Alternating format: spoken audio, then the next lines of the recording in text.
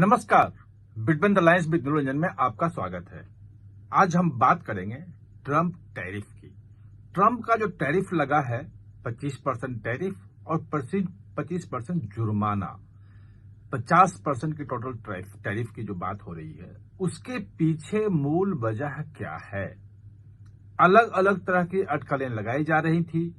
कोई ट्रंप का जो है वो अपना व्यक्तिगत अहम की बात कर रहा था कि नोबेल प्राइज के लिए भारत नहीं कह रहा है, उसको भारत जो है वो श्रेय नहीं दे रहा है। भारत पाकिस्तान के बीच में ऑपरेशन सिंदूर को स्थगित करवाने की, लड़ाई रुकवाने की, और जो उसके अपने क्रिप्टो करेंसी का जो उनका परिवार का जो बिजनेस है जिसको वहां दिया है, वो तमाम तरह की चीजें वहां लग रही थी। कुछ लोग यूक्रेन और रूस के युद्ध रुकवाने के लिए, और ट्रंप भी खुद बोल रहे थे कि इसलिए हम 25% एक्स्ट्रा टैरिफ लगा रहे हैं क्योंकि रूस से भारत जो है वो तेल खरीद रहा है और उससे पूरा का पूरा फंडिंग हो रहा है। लेकिन वो तमाम तर्कें जो हैं वो खत्म हो गई थी, क्योंकि ज्यादा तेल तो चीन आयात करता है, क्रूड ऑयल रूस से, खुद ज्यादा सीएनजी बहुत ज्यादा इंडिया से बहुत ज्यादा जो है यूरोप करता है, अमेरिका खुद वहां से यूरेनियम बाकी चीज आयात करता है। तो ये कारण क्या है जो ये टैरिफ अचानक लगा है?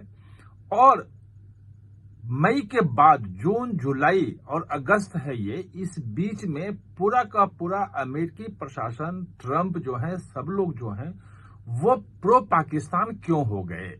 मुनीर को क्यों व्यक्तिगत टेबल पे खाने पे बुला करके क्या बातचीत हुई, क्यों ऐसा हुआ?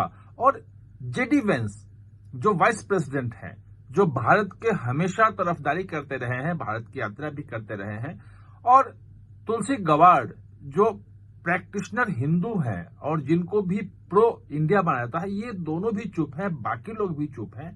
तो आखिर ऐसा क्या हुआ?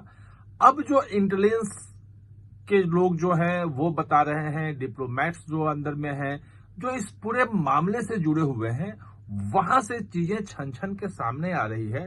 और जो बाहर जो कुछ पिछले 2-3 महीने में बोला जा रहा है, उन सबको अगर बिटवीन द लाइन समझने की कोशिश करें तो मूल कारण अब समझ में आ रहा है। और वो कारण न रूस यूक्रेन है, न तेल खरीद है, न वो क्रिप्टो करेंसी है, वो नहीं है। मूल कारण जो है वो ऑपरेशन सिंदूर में छुपा हुआ है। जो पिछले दिनों लगभग 20-21 दिन पहले जो वायुसेना अध्यक्ष ने जो खुलासा किया था, उसको बिटवीन द लाइन समझें। जो 15 अगस्त को प्रधानमंत्री नरेंद्र मोदी ने लाल किले से कहा कि पाकिस्तान पे जो ऑपरेशन सिंदूर के तहत जो हमला किया था, उसकी नई नई चीजें लगातार सामने आ रही, उसके नए नए खुलासे लगातार हो रहे हैं, यानी कि आगे भी होते रहेंगे।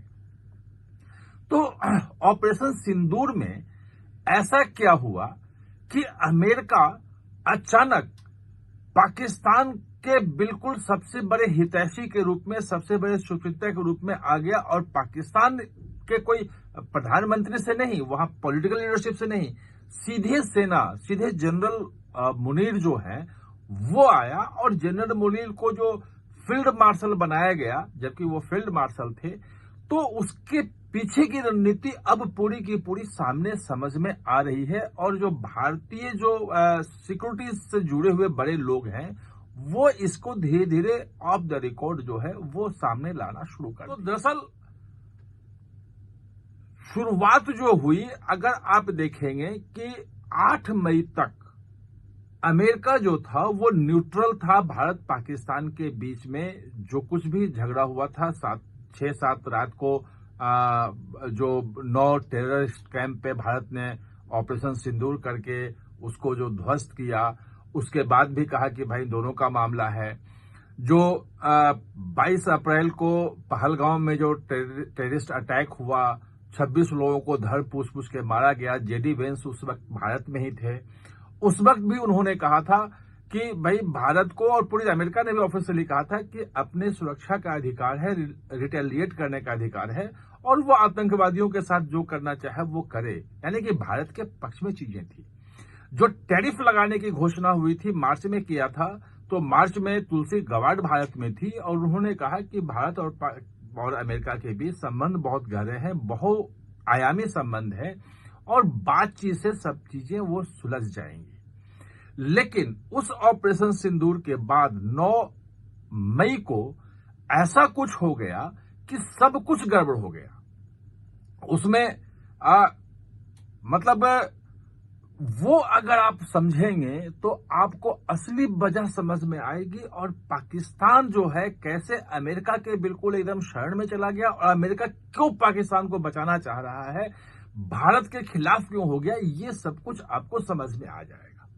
तो उस दिन हुआ ये कि नूर खान बेस, जिसपे पहले मैं आपको विस्तार से बता चुका हूं कि कैसे वहां पे न्यूक्लियर कमांड सेंटर था नूर खान बेस पे, और इस्लामाबाद से मुश्किल से 10 किलोमीटर 15 किलोमीटर की दूरी पे है नूर खान बेस, और उसके पास में ही किराना हिल्स है, जहां पे हिल्स के बीच में उन्होंने अपने सारे न्यूक्लियर बम जो हैं, एटम बम उसमें रख रखे हैं, फैसिलिटीज पूरी अंदर में है और कमांड सेंटर यहां पे था। तो 9 की रात को कमांड सेंटर को उड़ा दिया। बात ये तो आ गई थी, कमांड सेंटर को उड़ा दिया, लेकिन अमेरिकन युद्धक विमान वहां जो रखे थे F-16 जो अमेरिका ने दिया था, वो आधा से ज्यादा ध्वस्त हो गए, खत्म हो गए, ये नहीं आया था। ये जो एयर चीफ हमारे हैं, उन्होंने 30 या 31 जुलाई को उन्होंने ये खुलासा किया कि जो हैंगर हमने आधा से ज्यादा उड़ा दिए, उस हैंगर में F-16 थे, जाहिर है कि वो भी खत्म हुए होंगे।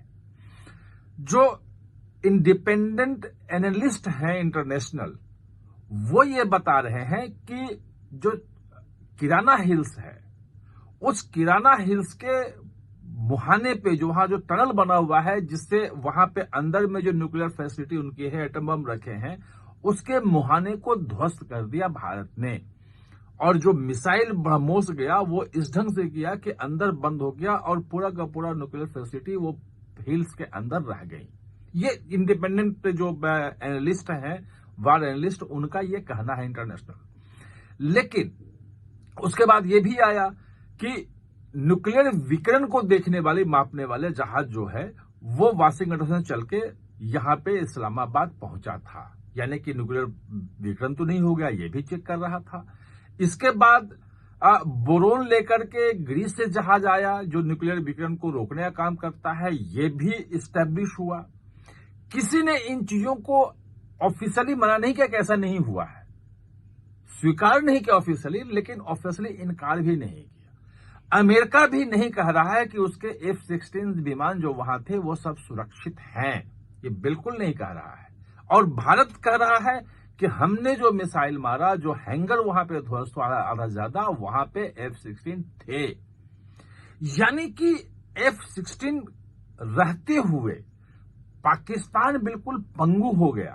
पाकिस्तान के न्यूक्लियर वेपन्स जो थे वो बिल्कुल एकदम खतरे में आ गए और पाकिस्तान का अपना अस्तित्व खतरे में आ गया कि अगर वहां की सरकार, सेना कमजोर होती है, ये हो जाता है कि पाकिस्तान हार गया, तो पाकिस्तान बिखर जाएगा।